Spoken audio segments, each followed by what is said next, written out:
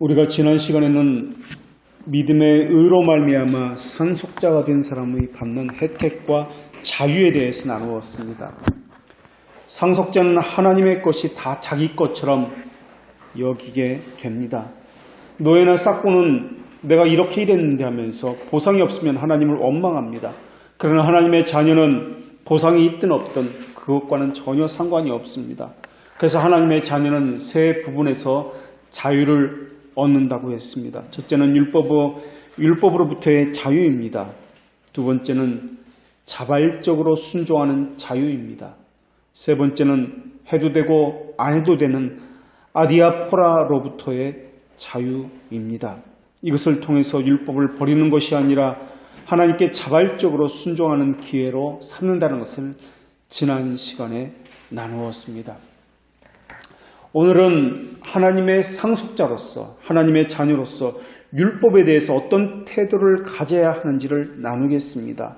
첫 번째로는 상속자가 아닌 사람들이 율법에 대해서 어떤 태도를 가지고 있는지를 나누도록 하겠습니다. 두 번째로는 상속자가 율법을 대할 때는 어떤 태도를 갖고 있는지를 살펴보겠습니다. 첫 번째로 오늘 본문에는 두 부류의 사람이 나옵니다. 이들은 율법에 대해서 상반된 태도를 가지고 있는 사람들입니다. 이들은 두 가지 논점으로 전개해 나갑니다. 오늘 본문의 출발은 만일이라는 가정법으로서 시작하고 있습니다. 첫 번째 논점은 14절에 나타납니다. 이 주장을 하는 사람은 아마도 철저한 율법주의자로 보입니다. 이들은 행위로 구원받는다는 것을 주장하면서 율법에 속한 자가 상속자라고 주장을 하고 있습니다. 율법으로서 상속을 받을 수 있다. 하나님의 자녀가 될 수 있다. 이것은 행위 구원론자입니다. 이렇게 구원에 있어서 하나님의 주권을 박탈하는 시도는 초대교회 시기에 펠라기우스에게서도 나타났던 것이었습니다. 하나님은 사람은 선을 행할 수 없으며 의인은 하나도 없다고 말씀하시면서 인간은 완전히 타락했고 능력에 있어서도 할 수 있는 것이 아무것도 없다라고 말씀해 주셨습니다. 마치 광야의 딩구는 마른 뼈와 같고 죽은 나사로와 같은 것이 인간의 처한 상태라는 것입니다. 들을 수도 없습니다. 볼 수도 없습니다. 행할 수는 더더욱 없습니다. 행하라고 아무리 소리쳐도 그들은 생명이 없기 때문에 행할 수가 없습니다. 인간이 하는 것이 있다면 자기 욕망을 위한 것이요 악에서 나오는 거짓된 선 외에는 행할 수 있는 것이 아무것도 없습니다. 그래서 하나님은 선을 가장한 악이라 하여서 그것을 위선이다 라고 말씀하셨습니다. 핍박의 시대가 끝나자 신앙의 자유가 주어졌습니다.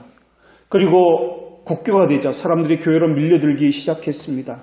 어떻게 하면 교회를 통해서 혜택을 받을까 했던 것이 당시 사람들의 생각이었습니다. 기독교를 갖지 않으면 마음의 위로든 자신의 사업장이 잘 되기 위해서든 아니면 기독교 기업에 들어가기 위해서든 어떠한 식으로든 혜택을 받을 수 없었기 때문에 너도나도 교인이 되고자 했던 것입니다. 그러다 보니까 참된 신자와 거짓 신자의 구별이 모호해지기 시작했고 교회만 오면은 성도라 불리는 그러한 상황이 되었습니다. 이런 상황에서 펠라기우스가 등장을 하게 됩니다. 펠라기우스는 영국의 수도사입니다. 하나님의 말씀대로 살고 싶었고 몸부림을 쳤던 그러한 사람입니다. 펠라기우스의 시작은 결코 이단자가 아니었습니다. 사실 누구든지 이단자가 되고 싶어하는 것은 아닐 것입니다. 본래 의도는 숭고했습니다.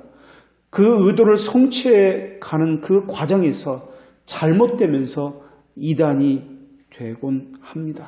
그러한 경우를 펠라기우스에게서도 볼 수 있습니다. 당시 로마 제국은 매우 복잡하고 어려운 시기였습니다. 게르만의 대이동이 있었고 전쟁의 와중에서 수많은 사람들이 도덕적인 삶이 실종된 상태였습니다. 더욱이 황제 테오도시우스 1세에 의해서 기독교가 380년에 국교가 됩니다. 그러면서 명목상의 기독교인들이 넘쳐나고 있던 그런 시기였습니다. 펠라기우스는 이런 사람들을 계몽해서 교회를 바르게 세우고 싶었습니다. 하나님 앞에서 책임 있는 도덕적인 삶을 살도록 그렇게 촉구했습니다. 그래서 펠라기우스는 모든 사람들이 도덕적인 삶을 살아갈 수 있는 자유의지를 가졌다라고 그렇게 주장했습니다. 하나님이 은혜를 베풀어 주시면 도덕적인 능력이 강화될 수 있고 은혜가 없을지라도 선행으로 하나님께서 원하시는 것들을 할 수 있다라고 주장했던 사람입니다. 그래서 펠라기우스는 은혜는 구원에 있어서 필연적인 것이 아니라 단지 선택할 수 있고 더 좋은 혜택을 얻을 수 있는 것이라고 그렇게 여겼습니다. 그러다 보니까 윤리와 도덕적인 설교가 당시 교회를 지배했습니다. 교인들도 그렇게 하는 것이 믿음이 있는 것이라고 생각했습니다. 오늘날 교회도 우리가 할 수 있다고 전하는 사람들이 너무나 많이 있습니다. 왜 하지 않느냐고, 믿음이 없기 때문에 하지 않는다고 윽박지르고 있습니다. 그러나 이러한 일들은 윽박지른다고 될 일이 아닙니다. 온통 교회가 펠라기우스 사상으로 뒤엎어버리게 되었습니다. 그러면서 교회가 혼란스럽게 되자 418년 카르타고 종교회의에서 펠라기우스의 사상을 이단 사상으로 정죄하기에 이릅니다. 그리고 431년 에베소 범종교회의에서 펠라기우스를 이단자로 정죄했습니다. 왜냐하면 펠라기우스의 사상은 하나님의 말씀과는 전혀 상관없는 그러한 개인의 주장이었기 때문에 그렇습니다. 하나님의 은혜만이 모든 것의 원인입니다. 두 번째도 하나님의 은혜요, 마지막 원인도 하나님의 은혜입니다. 오직 하나님 자비하심에서만 모든 것이 주어지는 것입니다. 인간의 행위가 의롭다함을 받는 것이 아닙니다. 은혜를 받는 데 있어서 인간의 의지와 하나님의 은혜가 협력한다는 주장도 인간의 머리에서 나온 허구며 상상입니다. 그런데 이런 허구가, 이런 헛된 상상이 아직까지도 살아남아서 온 교회를 뒤덮고 있다라는 것입니다. 펠라기우스의 사상은 약관 순화된 상태로 로마 카톨릭의 공식 신학이 되었고 웨슬리안들과 오순절 교회와 심지어 오직 성경을 외치는 장로교회 안에서도 살아 움직여서 하나님과 인간의 협력이 필요하다고 가르쳐지고 있습니다. 우리 신앙의 선배들은 피를 흘리면서 오직 은혜, 오직 믿음을 그렇게 가르쳤는데도 말입니다. 펠라기우스의 세상은 인간의 행위를 통해서 하나님의 영광에 이룰 수 있다는 것입니다. 이 세상을 따르는 사람들은 찬양을 하거나 예배당을 건축하거나 사람들이 어떤 행위를 하고서는 하나님께 영광의 박수를 하고 그렇게 말을 합니다. 자기가 듣기에 좋고 보기에 좋은 것을 하나님도 듣기에 좋고 보기에 좋은 것이라고 그렇게 착각하고 있습니다. 행위조차도 하나님의 은혜로운 선물입니다. 하나님은 우리의 행위에 대한 영광을 금지시키셨습니다. 사람의 행위는 하나님의 공의의 기준에 의하면 불결함으로 뒤덮여 있기 때문에 그렇습니다. 하나님은 천천의 수양이나 만만의 강수 같은 기름을 기뻐하지 않습니다. 자기 몸에 열매를 드리는 것을 원하지 않습니다. 하나님께서 원하시는 것은 오직 공의를 행하며 인자를 사랑하며 겸손히 하나님께 순종함으로 하나님과 함께 행하는 것입니다. 이 말은 하나님의 뜻이 무엇인지 먼저 살펴야 한다는 것을 전제하고 있습니다. 믿음이 가치가 없습니다.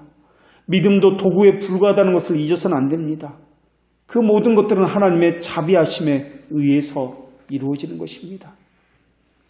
펠라기우스 사상을 따르는 사람들은 사람들이 모든 것을 행할 수 있다고 하면서 왜 거기에 하나님을 갖다 붙이는지를 모르겠습니다. 인간의 힘으로 도덕적 삶을 살 수 있다면 구원은 하나님이 없이도 가능할 수 있기 때문에 그렇습니다. 하나님 오늘 본문에서 이런 이들에게 있어요. 율법에 속한 자들이 상속자이면 믿음은 헛된 것이고 약속은 다 파기되는 것이라고 말씀하고 있습니다. 유대인들은 율법을 통해서 상속자가 된다라고 했기 때문에 그렇습니다. 행위를 통해서 하나님의 자녀가 된다는 것이 그들의 주장이었습니다.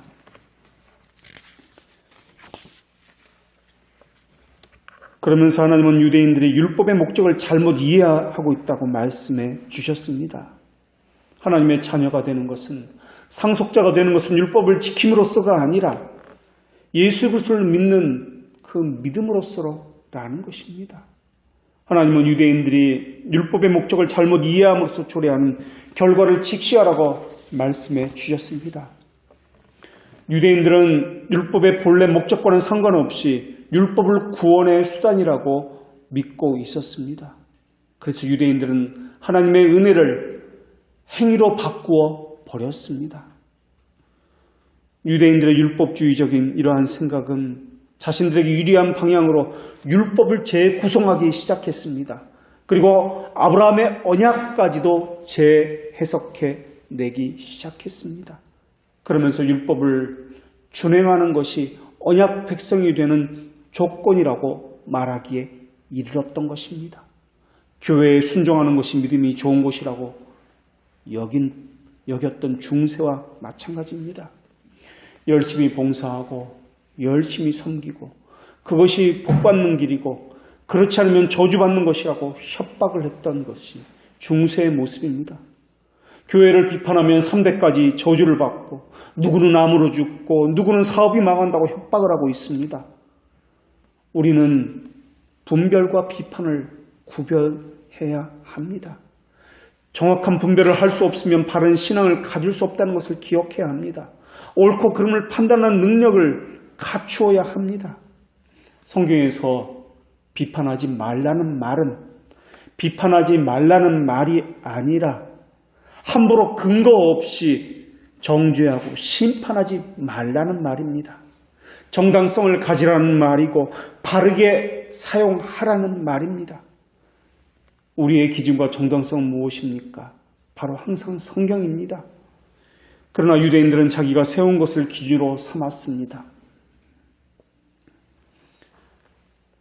그리고 이번에는 그런 율법주의자들과는 반대되는 생각을 가진 자들에게 또 다른 질문을 하고 있습니다. 그것이 오늘 본문의 두 번째 요지입니다. 하나님은 바울을 통해서 15절에 율법이 없는 곳에는 범법함도 없다고 말씀하면서 또 다른 유대인들의 그릇된 시각을 지적해 주셨습니다. 이들은 이방인은 율법 아래 있지 않다는 주장을 하고 있습니다. 이에 대해서 하나님은 율법이 있기 때문에 죄가 죄로 여겨진다라고 말씀해 주신 것입니다. 결국 오늘 본문 말씀은 율법에 대해서 어떤 태도를 취할 것인가 하는 말씀입니다. 그렇다면 율법이 무엇입니까? 율법의 정의를 한번 내려보겠습니다. 율법은 하나님의 자녀로 하여금 예수 그리스도께서 오실 때까지 예수 그리스도를 맞이할 준비를 하게 하는 것입니다. 이것이 율법입니다. 이스라엘에게 수많은 율법의 의식과 구체적이고 섬세한 가르침을 주신 이유는 신자들을 복잡하게 만들려는 이유가 아니라 신자들을 힘들게 만들려고 하는 것이 아니라 오히려 하나님은 의식을 원하시는 분이 아니라 영적인 예배를 원하시는 분입니다. 하나님께서 그렇게 율법을 주신 이유는 율법에 나타나는 율법이 지시하고 있는 예수 그리스도가 참된 의미라는 것을 가르쳐 주시기 위해서입니다. 선지자들도 마찬가지입니다. 이스라엘 백성이 무지하고 맹목적인 신앙에서 벗어나기를 바랬던 것이 선지자들입니다. 그래서 하나님은 선지자를 통해서 이스라엘 백성들을 깨우치길 원하셨던 것입니다. 왜곡하고 불신하고 미신적으로 해석하고 잘못된 믿음에 빠지지 않도록 율법을 다르게 해석하는 해석자들로 선지자들을 그들에게 보내셨던 것입니다. 율법에 대한 바른 해석자가 되려면 반드시 가져야 할 것이 있습니다. 영적인 분별력과 통찰력입니다. 바른 신앙을 갖는다는 것은 하나님과 그분이 보내신 예수 그리스도를 바르게 아는 것으로부터 시작됩니다. 교회에서 그분에 대해서 바르게 알지 못한 채 열심히 일하고 봉사하는 사람들이 있는데, 이런 사람들의 열정을 하나님은 헛된 열심을 가졌다라고 오히려 책망하셨습니다. 교회를 위해서 이렇게 열심히 죽을 힘을 다해 일을 하고 있습니다. 봉사하고 있습니다. 이것이 무슨 죄가 되느냐고 따지고 있지만은 이들의 열정이 죄가 되는 이유가 무질서하기 때문에 죄가 됩니다. 이들은 하나님을 아는 지식이 없기 때문에 이들의 열심은 죄가 됩니다. 절제가 결여됐기 때문에 이들의 열심은 죄가 됩니다. 무엇보다도 하나님께서 세우신 직분의 위치와 질서를 벗어났기 때문에 이들의 열심은 죄가 됩니다. 성령님은 성급하게 바꾸시는 분이 아닙니다. 어제는 이랬다가 오늘은 이랬다가 돌연적으로 변하시는 분도 아닙니다. 옳고 그름에 대해서 분명하신 분이 하나님이십니다. 일의 결과만 보시는 분이 아니라 과정도 동기도 선해야 하며, 그 선은 내가 정한 기준이 아니라 하나님 보시기에 하나님께서 정한 기준에 합당한 선이어야 합니다. 이스라엘 백성들은 율법을 통해 바르게 분별하고 율법이 말하고자 하는 것이 무엇인지 아는 사람들로 예수 그리스도를 맞이하기 위한 그 준비되어진 사람으로 빚어져 갔던 사람들이었습니다. 그렇기 때문에 이스라엘에게 주어진 율법을 통해서 맞이하게 된 예수 그리스도는 그리 낯선 분이 아니었을 것입니다.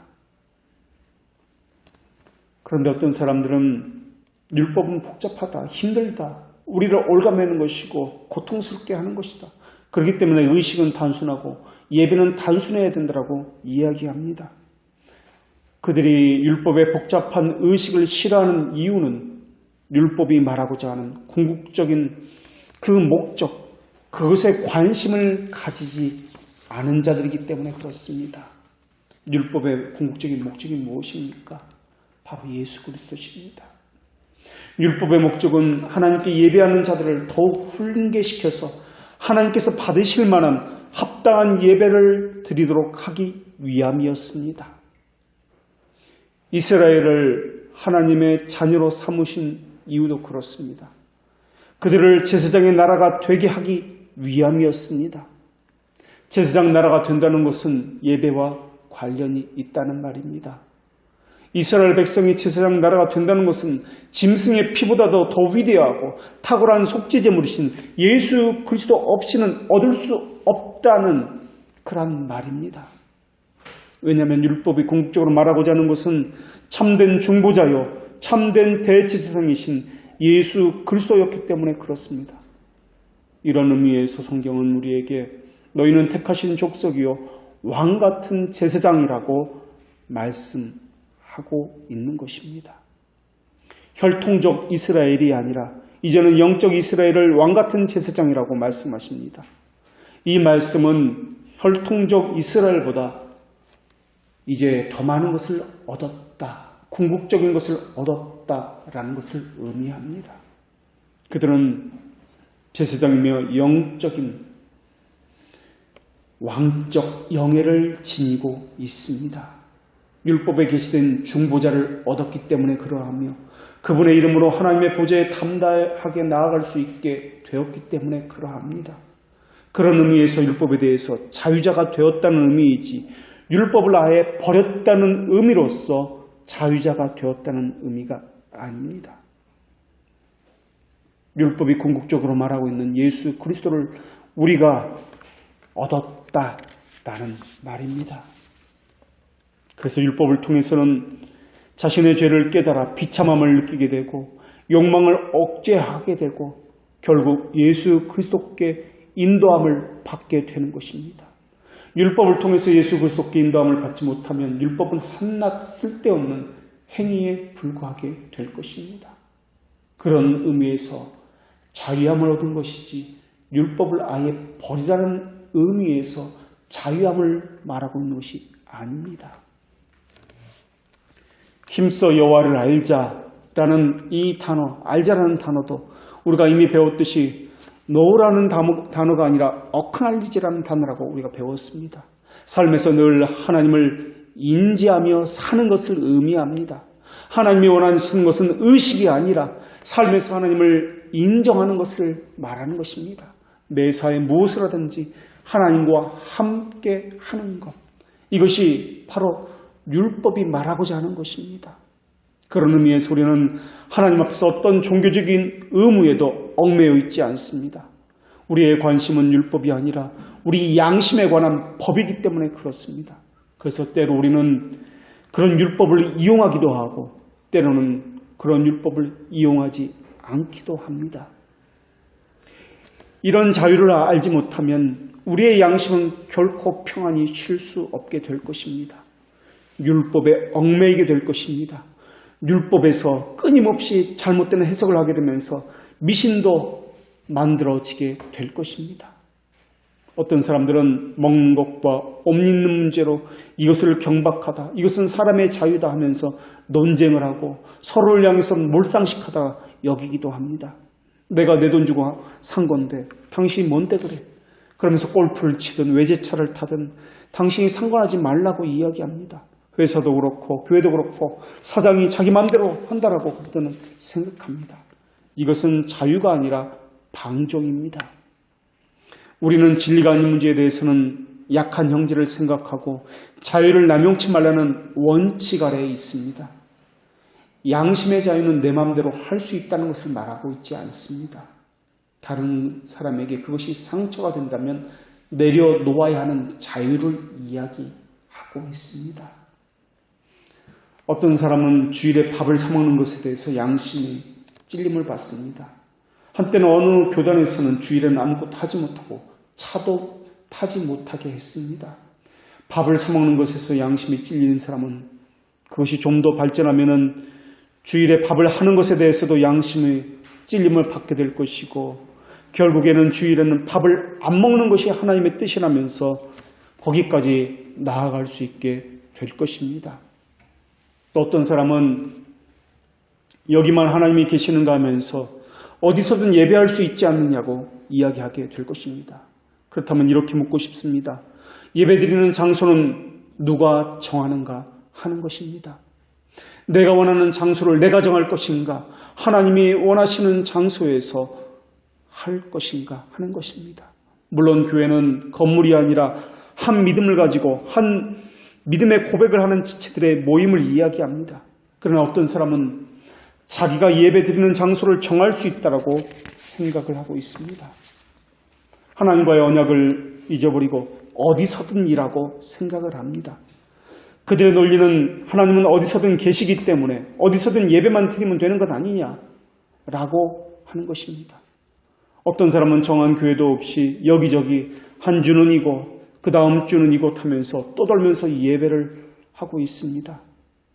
그러나 신자는 예배를 위해서 회중이 모이는 공식적인 정해진 장소가 있어야 합니다. 그리고 그곳에서 양육받아야 합니다. 그래서 교회를 어머니다라고 이야기하는 것입니다.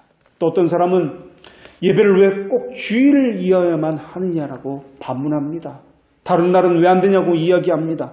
정성만 다하면 되는 것 아니냐고, 월요일도 가능하고 토요일도 가능하고 자기 형편과 편리에 따라서 예배날도 시간도 자기가 정할 수 있다고 생각하고 있습니다. 이건 역시 정당한 것이 아닙니다. 자유라는 이름으로 자기 보기에 좋은 대로 행동하는 것입니다. 양심이라는 것은 한번 미로에 빠지면은 복잡한 미로에 빠지는 것처럼 좀처럼 빠져나올 수가 없습니다. 이것 때문에 맹목적이고 무지한 사람들은 교회가 시키는 것을 하지 못했다는 자책감으로 인해서 절망하고 깊은 혼란의 와중에 빠져 자기를 정죄하게 됩니다. 여러 가지 의심에 휘말려서 사람들은 어디를 보아도 양심에 꺼리끼는 일들로 가득 채워지게 될 것입니다. 물론 어떤 사람들은 반대로 방종의 길로, 멸망의 길로 걸어가는 사람도 있을 것입니다. 자기가 알아서 할 테니 교회에서는 어떤 간섭도 하지 말라고 그렇게 이야기하는 사람도 있을 것입니다. 자유를 방종으로 생각하기 때문에 하나님의 법과 질서를 무시하는 데까지 이르게 됩니다. 자유로 자기 정당함을 주장해선 안 됩니다. 바르다는 개념은 자기에게서 나오는 개념이 아니라 하나님에게서 나오는 개념이기 때문에 그렇습니다. 하나님과 함께하는 것이 자유이지 하나님 없는 것을 자유라고 말하지 않습니다. 자유는 하나님의 말씀에 의해서 자발적인 제한과 절제를 가지고 있습니다. 그래서 어떤 미신적인 생각이 우리 앞에 장애물을 제시할 때는 선한 의도도 자기를 내어주는 열심도 자신이 정결한 것이라 여기는 것도 이 모든 것들은 추악한 것이고 더러운 것이 될 것입니다. 그래서 하나님은 자기가 옳다 하는 바로 자기를 책하지 아니하는 자는 복이 있도다 라고 말씀하시면서 믿음을 따라하지 아니하는 모든 것들은 죄다 라고 말씀하셨던 것입니다. 믿음이라는 것은 행위를 배제한다는 뜻이기도 하지만 두 가지 것을 포함하고 있습니다. 하나님을 아는 바른 지식과 하나님께 바르게 순종하는 것입니다. 믿음이라는 말은 영어 단어로 believe라는 단어를 쓰기도 하고 faith라는 단어를 쓰기도 합니다. faith라는 단어는 믿음의 대상에 대한 명사적인 의미입니다.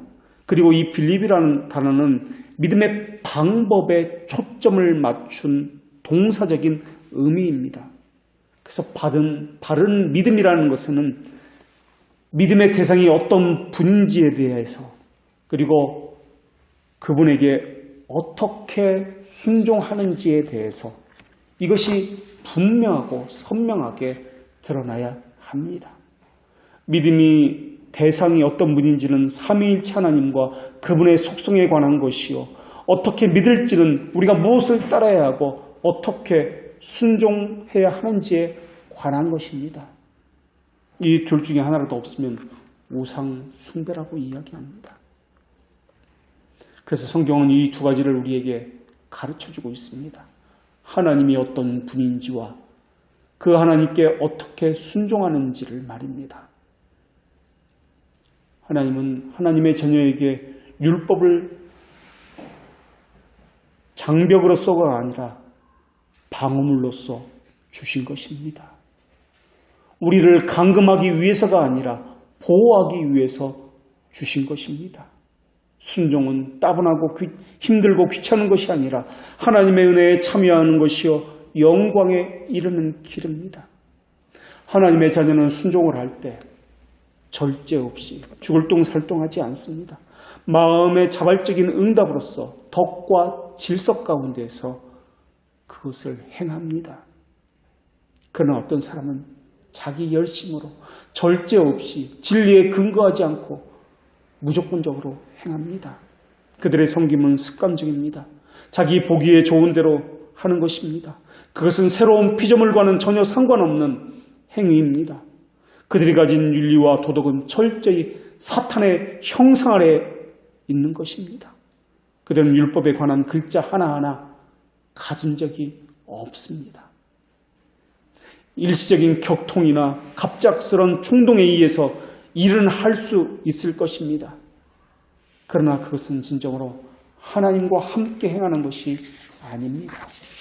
충동적이고 갑작스러운 것, 지속적이지 않고 일시적인 것, 감정의 변화가 심한 것, 절제와 덕이 없는 것, 겸손하지 못한 것, 이웃을 살리지 않는 것은 하나님으로부터 나온 것이 아닙니다.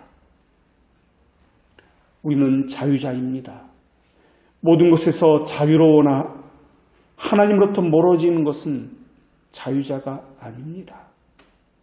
또 반대로 자유자이기 때문에 그 자유를 가지고 형제를 근심하게 하고 비방거리가 되어서도 안 됩니다. 우리의 자유는 늘 하나님 앞에서입니다. 하나님과 함께입니다. 양심의 자유가 없는 사람은 양심에 반대되는 여러 가지 일에 강요를 못 이겨 할 것입니다. 그것 때문에 큰 두려움의 마음이 압도당할 것입니다. 이런 사람들은 하나님에게서 자유를 선물로 받았다는 것을 모르는 사람들입니다. 그런 사람들은 양자의 영을 받은 사람이 아닙니다. 종의 영을 받은 사람들입니다. 교회는 그런 일을 시켜서도 안 되지만은 믿음으로 교인들을 억압해서도 안 될 것입니다. 하나님은 교회의 프로그램을 할 수 있는 권한을 주셨습니다. 그러나 그 프로그램은 양심을 억압하는 권한이 없습니다. 하나님의 선물은 그분이 우리에게 주신 목적을 따라 사용하되 양심의 꺼리낌이나 마음의 불안을 느끼지 않고 사용해야 할 것입니다. 그런데 현실을 보십시오. 현실은 그렇지 않습니다. 진리와 전혀 상관없는 수많은 프로그램에 순종하기를 강요당하고 있습니다. 하나님께서 확실히 명령하셨고 하나님의 말씀에서 계시하지 않는 의무를 강요하고 있습니다. 사람들의 양심을 구속하려고 하고 있습니다. 이것은 하나님의 특권을 횡령하는 큰 죄이며 신성모독입니다. 또 이런 것들에 강제적으로 굴복당하는 사람들이 있습니다. 그 가르침에 따르는 것, 이건 역시 하나님께 대한 불충입니다. 그것이 무지이든 어쩔 수 없어서이든 크나큰 죄악을 저지르는 행위입니다. 이러한 행위는 하나님의 뜻을 거스르는 것이며 도덕적이며 이성적인 존재로서 하나님께서 우리에게 주신 본성을 유린하는 것입니다. 하나님께서 권위로 명령하지 않은 것, 하나님께서 진리로 가르쳐주지 않은 것을 따라선 안 됩니다. 그것은 죄이기 때문에 그렇습니다. 그런 교회라면 반드시 나와야 합니다. 그런 교회에 다닌다는 자체가 이미 그 사람을 하나님의 말씀을 어기는 것이며 불순종하고 있는 것이기 때문에 그렇습니다. 하나님이 명하지 않은 것을 덧붙여서 지시하거나 하나님이 명하신 것을 제하여 버리고 왜곡하고 불신하도록 만드는 교회는 교회라고 불릴 수가 없습니다. 웨스터민스터 신앙고백서를 해설하면서 A.A. 핫지라는 신학자는 그런 곳을 교회라고 말하지 않고 사람들의 모임이다, 단체다라는 단어를 써서 사용을 했습니다. 또 반대로 어떤 사람들은 반드시 해야 할 것에는 하지 않으면서 자신의 타락한 본성에 따라 자기 형편을 변명 삼아서 방종을 일삼고 있습니다. 우리는 선하신 하나님께서 그 의식들을 교육적 목적으로 사용하도록 하나님의 주관하에 두셨다는 것을 기억해야 할 것입니다. 그리스도인의 자유는 전적으로 영적인 것임을 깊이 생각해야 합니다. 이 자유는 하나님 앞에서 무서워 떠는 양심을 진정시키는 데에도 큰 효력이 있습니다. 그들은 죄들의 용서에 대해서 자기 하지 못한 일에 대해서 불안해하고 동요하고 고민하고 죄책감으로 시달리고 있습니다. 심지어 하나님의 명령이 아닌 것에 대해서 무익하고 아주 유해한 것에 대해서도 하나님의 명령이라 여겨서 양심의 찔림을 경험하고 있습니다. 지금도 저주를 받을까 봐 두려워하고 있습니다. 그러나 그것은 자유자의 모습이 아닙니다. 이 세상의 모든 것은 하나님께서 만드신 것입니다. 하나님의 섭리여 사람이 쓰도록 허락된 것입니다. 하나님은 우리에게 웃지 말라거나 배부르지 말라거나 조상이 물려준 재산에 새로운 것을 더하지 말라거나 말씀하지 않으셨습니다. 음식을 즐기지 말라거나 음악을 즐기지 말라거나 이러한 명령을 내리신 적이 없습니다. 그러나 하나님은 물질이 풍족하기 때문에 연락과 쾌락 속에서 뒹구는 것을 허락하지는 않으셨습니다. 배불리 먹는 것은 허락하셨으나 쾌락과 세속에 물드는 것은 허락지 않으셨습니다. 항상 새로운 쾌락을 갈구하는 것은 하나님께서 허락하지 않으셨습니다. 재산을 갖는 것은 하나님께서 말씀하셨으나 그것으로 교만하고 악을 행하도록 명령하신 일은 단 한 번도 없으십니다. 오히려 제어할 수 없는 욕망을 버리라고 말씀하셨고 무절제한 낭비를 하지 말라고 말씀하셨고 허영과 교만을 버리라고 말씀하셨습니다. 선한 양심으로 하나님께서 주신 선물들을 감사함으로 사용하라고 하나님께서는 말씀하셨습니다. 절제가 없으면 쉼이나 하나님께서 제공하신 평범한 것들까지도 다 지나친 것이 될 것입니다. 옷은 초라해도 마음이 고귀한 사람이 있습니다. 비싼 옷을 입고 비단 옷을 입어도 마음이 하나님을 향해 있고 겸손한 사람도 있습니다. 그렇게 생활이 빈곤하거나 부유하거나 사람은 각각 그 처지라도 내게 있는 모든 것은 하나님께서 주셨다는 것을 기억해야 합니다. 그것은 사치를 위해서 주신 것이 아니라 하나님을 위해서 사용하라고 주신 선물이기 때문에 그렇습니다.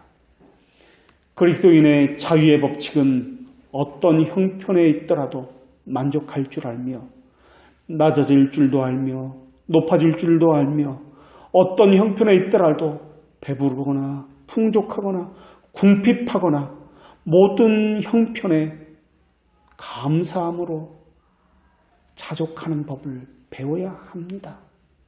자족이라는 말은 감사하라는 말의 뜻입니다. 그리고 하나님만 의지하라는 말입니다. 이것은 건강한 사람이 음식을 먹는 이유와도 같습니다. 건강한 사람은 건강을 생각해서 억지로라도 먹어야 해서 먹는 것이 아닙니다. 자연스럽게 식욕을 느끼기 때문에 배고픔을 느끼기 때문에 본능적으로 먹습니다. 음식을 먹고 싶어서 음식을 또한 즐기기도 합니다. 그리스도인이 하나님께 순종하는 이유도 이와 마찬가지입니다. 순종해야 하기 때문에 순종하는 것이 아니라 순종하고 싶은 마음이 저절로 자연스럽게 느껴지기 때문에 순종하는 것입니다. 스스로 원해서 자발적으로 그 순종을 즐거워하면서 율법을 지키고 순종하는 것입니다. 건강한 눈은 누가 보라고 강압하지 않아도 사물을 볼 수 있습니다. 눈은 보는 것이 자연스러운 본성이기 때문에 그렇습니다. 순종도 마찬가지입니다. 새로운 본성으로부터 자연스럽게 흘러나오는 것입니다. 억지로 되는 것이 아닙니다. 그래서 하나님은 시편 기자에게 시편 40편 8절에서 이렇게 고백하게 했습니다. 나의 하나님이여, 내가 주의 뜻 행하기를 즐기오니 주의 법이 나의 심중에 있나이다. 주의 법이 나의 심중에 있기 때문에 그렇습니다. 하나님은 우리 마음에 그분의 율법을 새기시겠다고 약속하셨고 그 율법은 억지로가 아니라 자연스러운 본성이 되었다라고 말씀해 주셨습니다. 하나님께 대한 순종은 거듭난 자라면 자연스러운 것이며 또한 그것은 우리를 기쁘게 하는 것입니다. 그렇기 때문에 그리스도인은 단지 하나님을 사랑하는 명령을 받았기 때문에 그분을 사랑하는 것이 아니라 서로 하나님을 사랑하는 명령이 없었더라도 기꺼이 하나님을 기쁨으로 사랑하게 된 사람들입니다. 그리스도인이 기도하는 이유는 단지 기도하라고 명령하셨기 때문이 아니라 하나님과 교제를 나누고 싶기 때문에 기도할 뿐입니다. 기도가 기쁨이기 때문에 하는 것입니다. 그리스도인은 아버지와 대화를 나누고 그분과 함께하는 시간이 즐겁기 때문에 자연스럽게 기도하게 되는 것입니다. 하나님께서 자기 자녀에게 하나님과 교제하는 기도가 놀라운 특권이라는 사실을 알려주셨기 때문에 그렇습니다. 그래서 참된 그리스도인은 서로 하나님이 기도하라고 명령하지 않았다 할지라도 기꺼이 기도합니다. 기꺼이 순종합니다. 기꺼이 섬기고 기꺼이 예배합니다. 그것을 의무라 여기지 않기 때문에 그렇습니다. 의무라 여기기 이전에 그것은 자연스러운 것이기 때문에 그렇습니다. 그것을 율법이다, 우리를 올가매는 힘듭니다, 고통이다 여기지 아니하고 그것은 자연스러운 하나님과의 교제다, 하나님의 말씀이다 라고 여기기 때문에 그렇습니다. 이것이 율법과 상속자와의 관계입니다. 그리스도인은 보수를 받으려고 주인을 섬기는 종이나 일꾼이 아닙니다. 그리스도인은 일꾼이 아니라 하나님의 자녀요, 하나님의 기업을 받을 상속자입니다. 아버지이신 하나님께 무엇을 얻으려고 노력할 필요가 없습니다. 그분께 순종하는 이유는 자녀이기 때문에 그렇습니다. 그분의 것은 모두 우리의 것입니다. 그들이 하나님을 섬기는 이유도 무엇을 얻고자 해서가 아니라 그들 자신이 섬김 자체를 기뻐하기 때문에 그렇습니다. 내 것이기 때문에 그렇습니다. 교회를 사랑하는 것도 내 것이기 때문에 그렇습니다. 그래서 그리스도인은 아무런 이득이 없어도 기꺼이 하나님을 섬깁니다. 섬김 자체가 큰 보상이기 때문에 그렇습니다. 기도를 통해서 내 뜻이 이루어지지 않는다 할지라도 기도가 그 자체가 보상이기 때문에 기도할 뿐입니다. 그리스도인은 천국에 가거나 복을 얻기 위해서 하나님 앞에 순종하지 않습니다. 그저 순종이 본성이기 때문에, 그것이 기쁘기 때문에, 그것이 하나님과 교제이기 때문에 순종하는 것입니다. 그래서 상속자는 진리 안에서 늘 자유합니다. 그 자유가 여러분을 자유케 할 것입니다. 기도하겠습니다.